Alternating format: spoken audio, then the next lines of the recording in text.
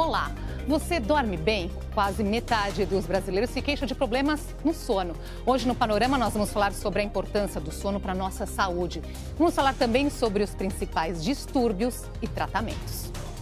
Você é daqueles que tentam compensar o sono perdido dormindo até tarde no final de semana? No final de semana, normalmente, a gente tenta ficar em casa tranquilo, tirando a soneca durante o dia para poder compensar um pouquinho, senão o corpo não aguenta. Final de semana aí eu gosto de acordar mais tarde, aí eu recupero o sono, mas é difícil mesmo.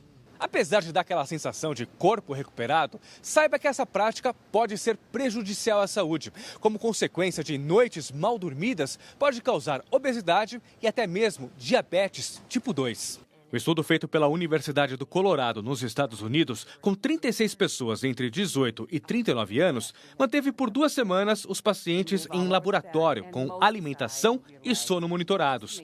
Durante 5 dias, podiam dormir apenas 5 horas por noite e, no final de semana, o quanto quisessem. O resultado foi que esse grupo ganhou peso, porque aumentou o consumo de lanches à noite. É mais ou menos como o atleta, né, aquele que é o chamado atleta de final de semana. Ele é sedentário a semana toda e chega lá no final de semana ele quer compensar fazendo uma corrida, uma caminhada uma vez por semana. Isso não funciona, você tem que ter uma regularidade de sono. Inclusive aquela pessoa que dorme, por exemplo, às vezes faz uma maratona de sono, né?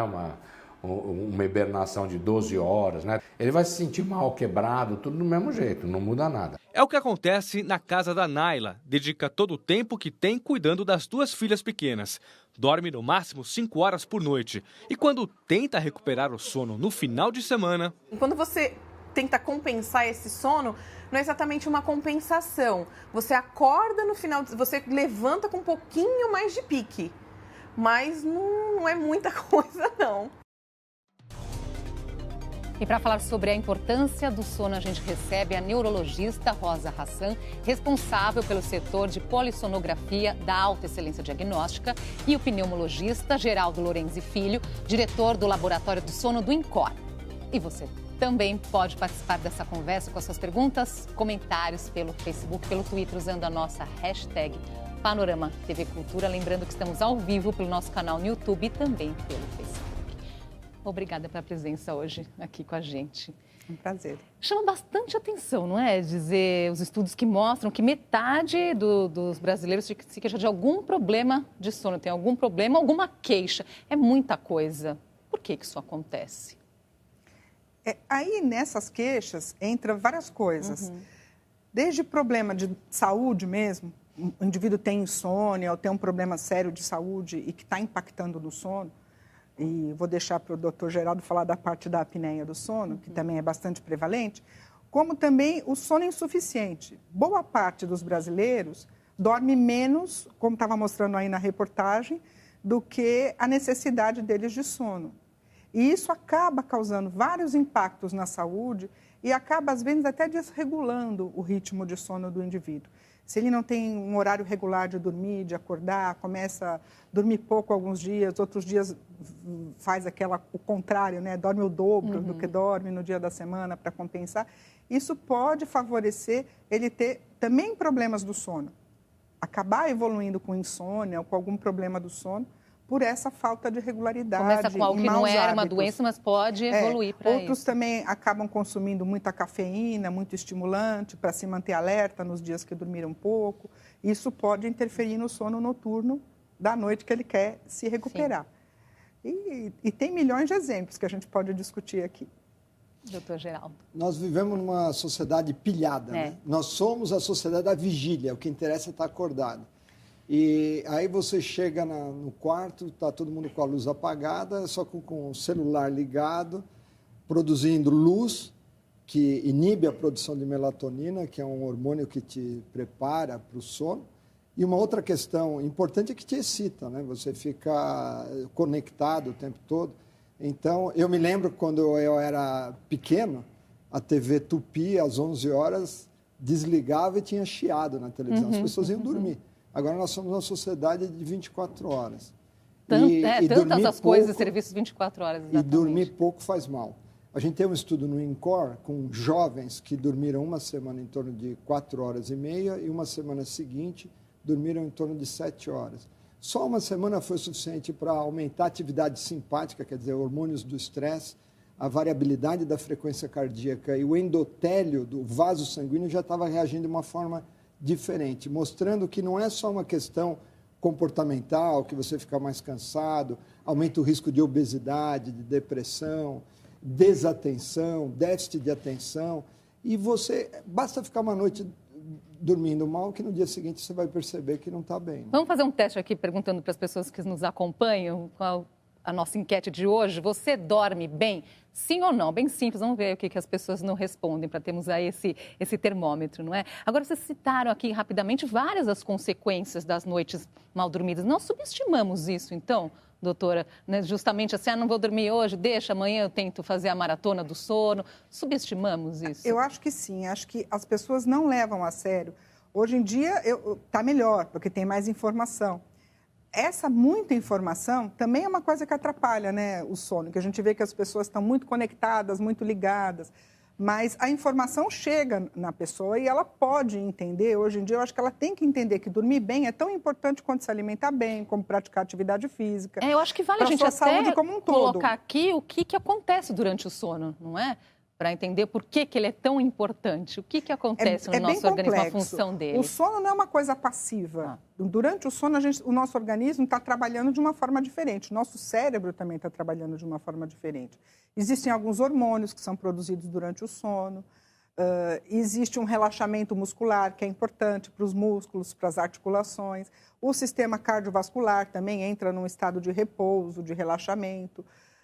Isso se a saúde estiver perfeita, né? Então vai haver de um lado vai ter poupar algumas partes alguns órgãos do nosso organismo e outros vão trabalhar muito. O nosso cérebro, ele tem momentos do sono que ele trabalha muito, que é importante para fixar memórias, para o aprendizado. São funções importantes do organismo, só são ativadas nesse momento. Você pode ver que um bebê, uma criança pequena, dorme muito. Por quê? Porque ele está desenvolvendo o organismo, está crescendo, está desenvolvendo o cérebro, então ele precisa de sono.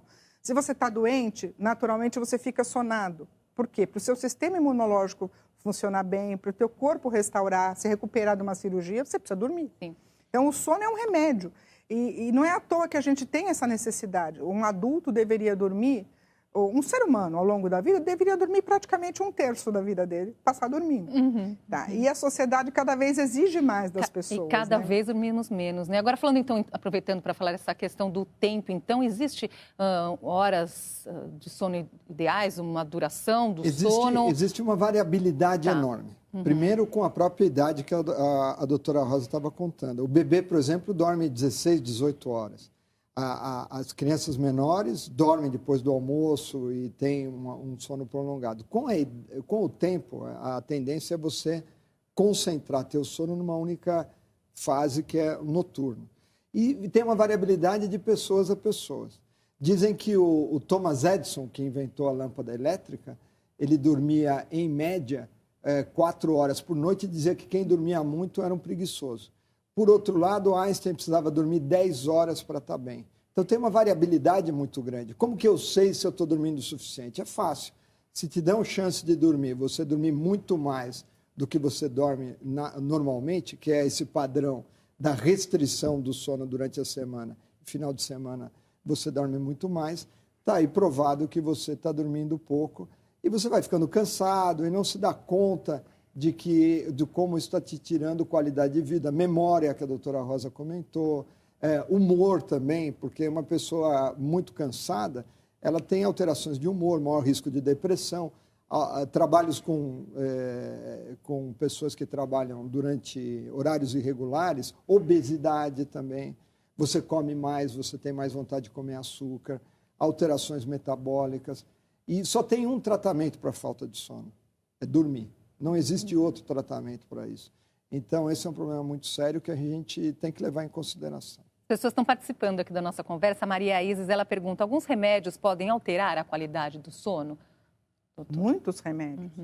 A gente tem muitos remédios, até comuns, como antihipertensivos, antialérgicos, substâncias outras comuns que a gente consome, chocolate, cafeína, antidepressivos, vários tipos de medicação podem alterar, sim, o sono. Agora, aí pode alterar para mais da sonolência ou pode causar insônia, tá?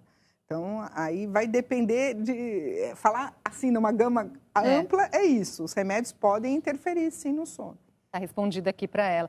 A Maroca, ela fala assim, falta de dinheiro, emprego, sossego, segurança, dá insônia mesmo, ela coloca aqui. Não é? Com certeza. Sentiu na pele, é verdade. Agora, os distúrbios mais comuns. Olha, o distúrbio mais comum de longe é a insônia e a apneia obstrutiva do sono. E muitas vezes as duas coisas vêm juntas. Eu quero falar, então, primeiro da apneia obstrutiva do sono. O que é isso? Basicamente, a garganta do ser humano é estreita. A gente tem a maxila e a mandíbula, o queixo muito voltado para trás. E quando a gente dorme, tem um relaxamento da musculatura. E a casa cai. Em outras palavras, a garganta começa a fechar. Existe um barulho, que é o ronco, que a gente conhece. Isso é a vibração da parede da faringe. E a apneia é quando a garganta fecha. E aí, o que a pessoa faz? Ela tem um micro despertar, ela volta a roncar alto, e esse fenômeno se repete centenas de vezes durante a noite. E isso se chama apneia obstrutiva do sono. A apneia é a parada da respiração, ela é obstrutiva porque a garganta aqui estreita quando a pessoa dorme e ela só se manifesta durante o sono. É o tipo de sinal que mostra a necessidade de procurar ajuda. Então, esse é um problema, porque num estudo feito na cidade de São Paulo, com mais de 1.000 indivíduos representativos da cidade de 20 a 80 anos, a prevalência estimada de apneia do sono é de 33%. Isso significa que você aí certamente conhece alguém que tem apneia do sono, que não tem nem suspeita diagnóstica e nem diagnóstico, porque é uma doença muito comum. Muitas vezes você está dormindo, o senhor dorme bem? Doutor, graças a Deus eu durmo bem, durmo em qualquer lugar. Pois esse é o seu problema. Talvez o teu sono não seja um sono reparador, nutritivo, porque a pessoa fica acordando, mas não se dá conta. O ronco é sempre do outro, a gente não ronca. E muitas vezes as queixas ficam pressão alta, arritmia cardíaca, e a gente estuda muito no INCOR o problema dessas apneias do sono com doença cardiovascular. E a gente precisa, então, fazer o diagnóstico. E a forma mais comum de fazer o diagnóstico é com a polissonografia. É um exame que você dorme todo monitorizado e vai para... Nós temos imagens aqui enquanto... Tem aí uma polissonografia sendo... então, o paciente passa uma noite no laboratório do sono, estão sendo colocados eletrodos ali do lado do olho, porque mede o movimento dos olhos, eletroencefalograma e uma série de outros canais. Então, você vai dormir literalmente parecendo um homem-bomba com um monte de canais. Essas imagens vão lá para um computador e fica um técnico à noite fazendo o exame de polissonografia. Qual é o problema desse exame? É um exame fantástico, ele diagnostica uma série de problemas, mas dá para imaginar, você tem que sair de casa, fazer o exame. Então, existem já esses exames completos feitos em casa. Já houve uma melhora muito grande em relação ao diagnóstico. Nós vamos mostrar isso já, a evolução do diagnóstico, né, doutora Rosa? Sim, sim. Isso vem caminhando também. Vem caminhando, porque no mundo todo se percebeu que, além de ser um problema muito prevalente, o diagnóstico é complexo, né? É caro. Dessa forma, que é a forma padrão ouro, que a gente diria, né? Que seria fazer uma polissonografia no laboratório de sono. E quando a gente pensa só em apneia do sono, então está se criando ao longo dos anos métodos mais simples, mais confortáveis, que podem ser feitos na casa do paciente, e um diagnóstico preciso e seguro para a apneia do sono. Falando um pouquinho da insônia, que também é bastante prevalente, boa parte dos pacientes com insônia acabam consumindo substâncias e ficando com outros problemas, acabam consumindo excesso de... Tem uma pergunta até aqui que eu vi sobre melatonina também, doutora, que é para... Eu vi uma pergunta aqui da melatonina, se isso pode ajudar também no sono, só falando, o senhor falou de que pessoas costumam consumir. Sim, antes de falar um pouquinho sobre se melatonina funciona, não funciona, a melatonina é um hormônio que a gente produz na nossa glândula pineal quando anoitece. E o pico da produção é de madrugada, quando a gente está dormindo.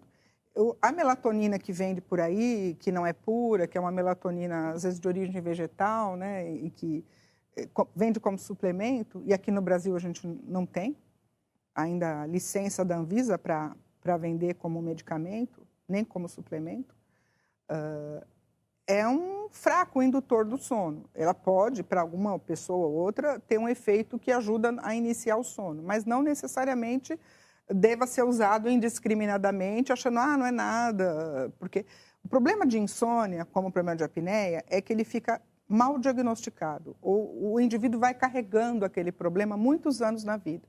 Quanto mais tempo você dorme mal, mais maus condicionamentos você vai adquirindo, mais ansiedade com relação ao seu sono. Isso vai entrando uma bola de neve que vai retroalimentando. Então, o indivíduo vai tendo muito prejuízo na saúde. Como eu estava falando, a insônia é bastante prevalente. Muitas vezes o tratamento não precisa ser com remédios pesados, com hipnóticos. Muitos insônios também acabam consumindo álcool para ajudar a dormir. Então, ela pode ser feita só, às vezes, de forma comportamental, mudando o estilo de vida, mudando hábitos. Muitas vezes, a gente vai ter que fazer uma polissonografia, porque boa parte desses pacientes que têm insônia tem também a apneia do sono, que também está prejudicando o sono, é um outro fator que também está colaborando.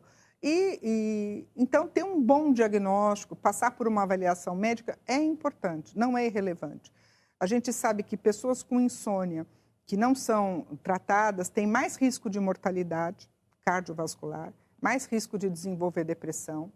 E são pessoas que vão mais a médico, faltam mais ao trabalho, têm mais risco de acidentes. Então, são vários problemas, várias consequências para a saúde que a pessoa às vezes não se dá conta que é a noite mal dormida, né? Se é um indivíduo deprimido que está com insônia, tem mais risco de suicídio. Então, chega a ser um problema sério. O problema de sono, de uma forma geral, não só insônia, apneia, o sono não está bom, pode ser até porque o indivíduo optou por dormir menos, porque ele tem uma vida agitada, isso tem um peso muito grande na saúde e na qualidade de vida. Nós vamos fazer uma pausinha aqui na nossa conversa, a gente volta já.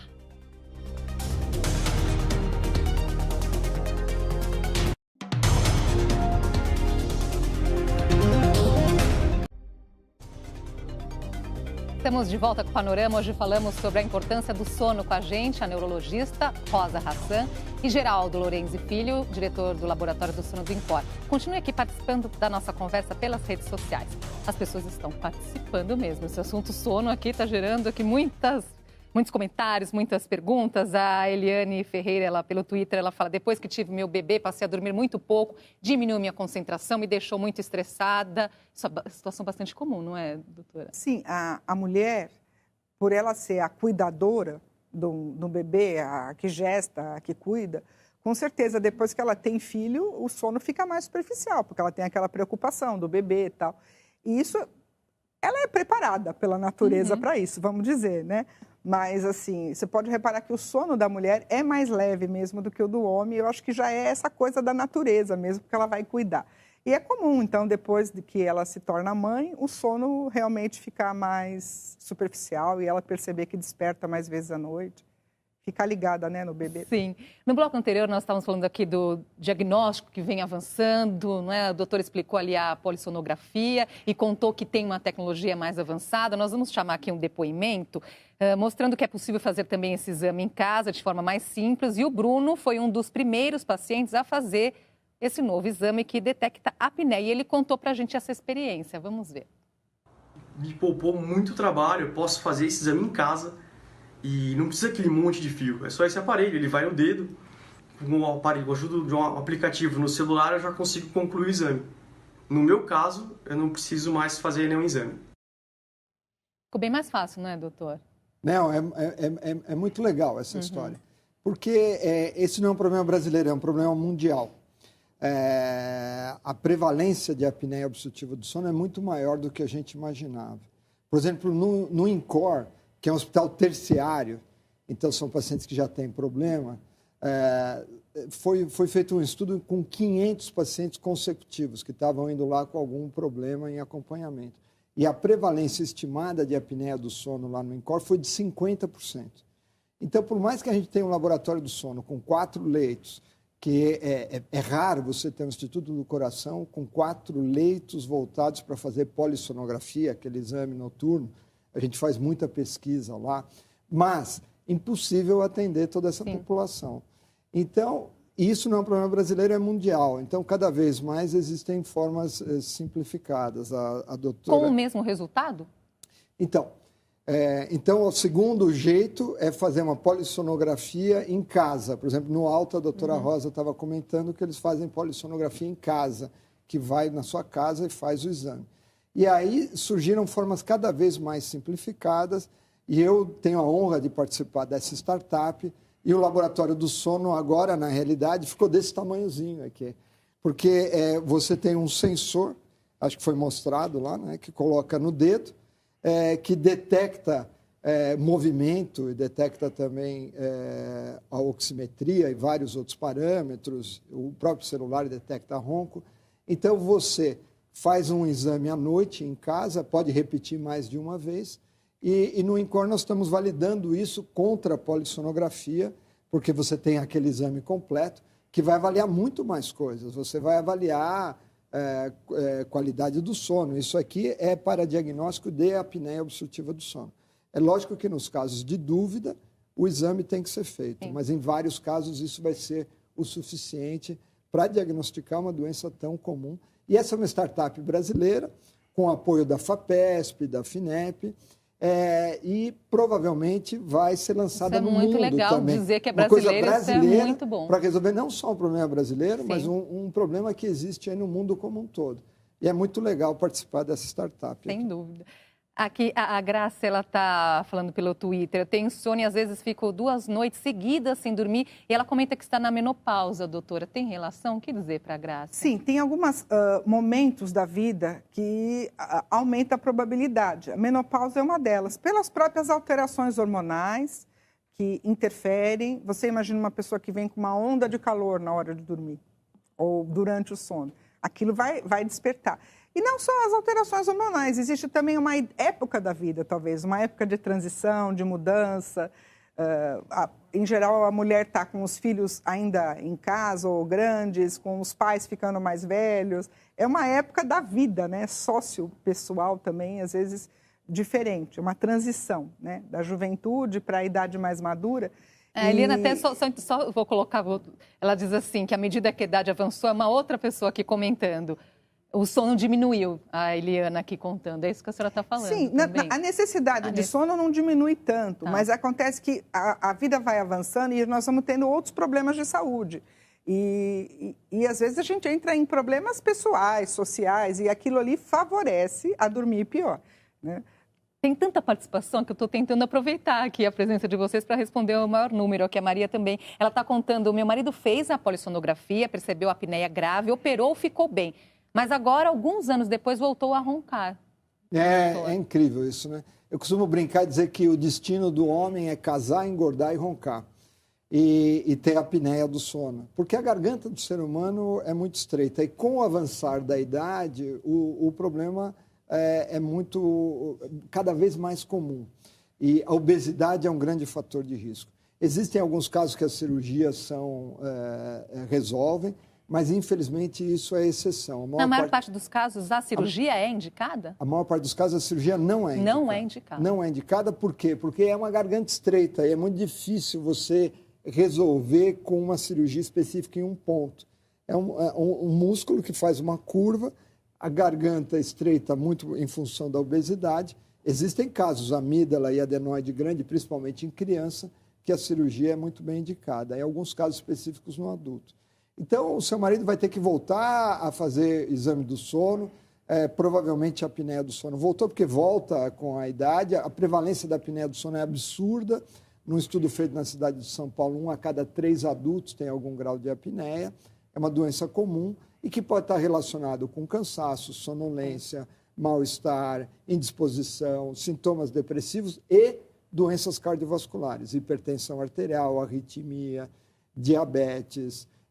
Então, é muito importante detectar esse problema e as mulheres são essenciais, porque a gente nunca ronca, né? Quem ronca é o outro.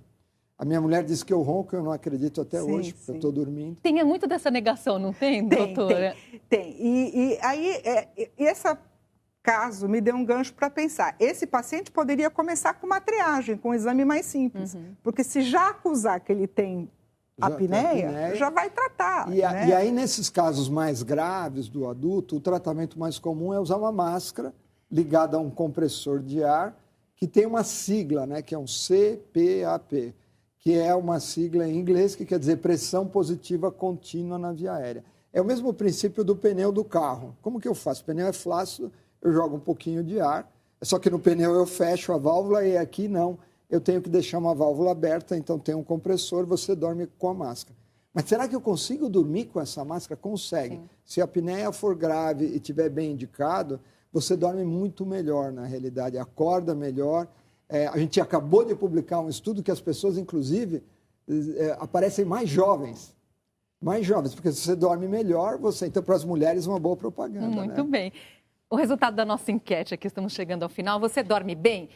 51% das pessoas dizem que sim, 49% não. Ficou bem naquela questão ali, nós colocamos mais que metade dos brasileiros tem alguma queixa. Olha lá, tá vendo? Então, o nosso termômetro aqui respondeu meio a meio, né? E o pior é que os que tentam dormir bem estão do lado de alguém que dorme mal, então os dois acabam dormindo mal. Vai dar 100%. Recado final, então, alguma dica para quem está se identificando, doutora? Muitas dicas. A primeira dica é procurar respeitar a sua necessidade de sono, ter uma regularidade nos horários de dormir, dormir e acordar, né? Ter mais ou menos um regime de que você vai durante a semana e final de semana, não muita diferença, e respeitando que você precisa dormir para estar bem disposto. O segredo é acordar bem, evitar abuso de substância estimulante, cafeína, chocolate, evitar álcool à noite, que álcool atrapalha bem o sono e favorece ter mais ronco, né, Geraldo? Mais apneia do sono. A pessoa cuidar principalmente do ambiente do sono, de ter um ambiente calmo, tranquilo, confortável para dormir. Respeitar isso, né? O horário de dormir. Então, já ir relaxando, já ir se preparando. E pensar, sono não é perda de tempo, sono é saúde. Saúde, não é se alimentar excessivamente à noite. Então, é uma série de coisas de bom senso, práticas, e que a gente tem que lembrar o paciente nosso. A cama é para dormir, não é lugar de preocupação, não é lugar de trabalhar, não é lugar de ficar no celular, no computador, né? É para descansar, para estar bem, para o dia seguinte poder render bem. Muito bem. Eu agradeço muito a participação de vocês com essa aula, né, sobre o sono, doutor Geraldo, doutora Rosa. Até uma próxima oportunidade. Obrigado pelo convite. Obrigada. Obrigada pela sua companhia. Até a próxima.